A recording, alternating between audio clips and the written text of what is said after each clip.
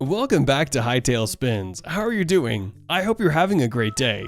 In today's video, we're going to be talking about why Minecraft Hytale may be free to play. But before we begin with today's topic, make sure to like this video, subscribe to our channel, and turn on the notifications so you don't miss any of our upcoming videos. Without further ado, let's get right into the video. Nothing will ever come close to what Hytale has achieved since its announcement in 2015 in terms of video game or general hype, in my opinion. Despite the fact that after 7 excruciating years of speculation, we've learned the names of dozens of mobs, heard game music, and even gotten to know every area inside that we'd be able to explore. A few key questions are still unanswered. The most crucial of these is whether the game will be available for free or not for free. I believe I figured out the answer, so gather your tools and don your fancy knapsack because we're about to delve into the depths of this topic. To begin, a few basic facts about Hytale must be established. As we all know, the game is the brainchild and labor of a small group of modders who have never developed or monetized a full-fledged game before. As a result, many people assumed that the game would be paid at least for a while, with some even speculating on a monthly fee-based system. After all, the game must make up for the years they spent working on it. However, many other game experts and I have discovered a pretty solid case that all but guarantees that Hytale will be free to play after a thorough investigation. How are we going to make such a bold claim? Let's look at a few of the reasons, and I'm confident you'll agree by the time we're done. The studio's background. Just a few months ago, I was justifying going paid by citing Hypixel Studios' shady past. So where did it all go wrong?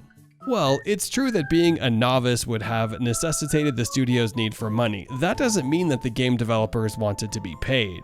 Instead, if you're familiar with Hytale's predecessor, the Hypixel servers, you know that the reason they were so popular was because they were open to anyone.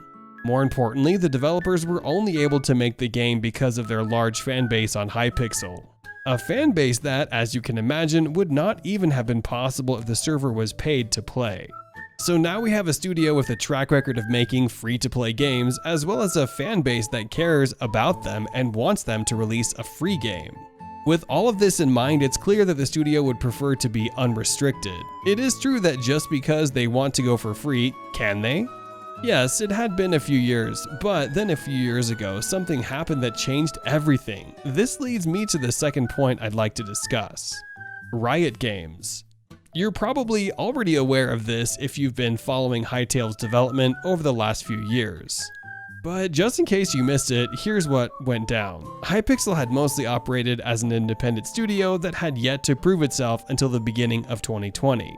As a result, they faced the financial difficulties we mentioned earlier. In April, however, a new announcement was made that turned the idea on its head. Hytale has been acquired by Riot Games. For those who don't know, Riot Games is the studio behind popular games like Valorant and League of Legends. Since the beginning, they'd been working with Hypixel. The studio, on the other hand, was only officially acquired after it had proven its worth.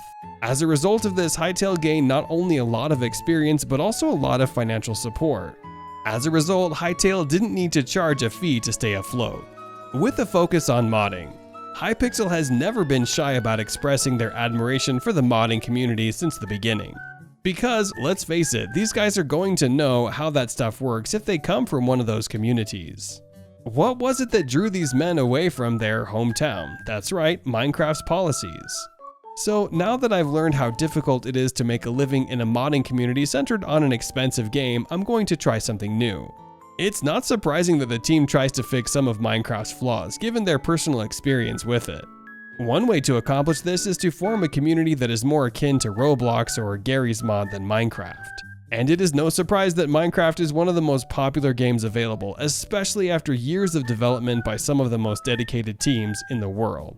Roblox, on the other hand, is the polar opposite of a well-thought-out game, but it can easily compete with Minecraft in terms of revenue and user base. Consider what would happen if Roblox's modding capabilities were combined with Minecraft's polished and well-thought-out system.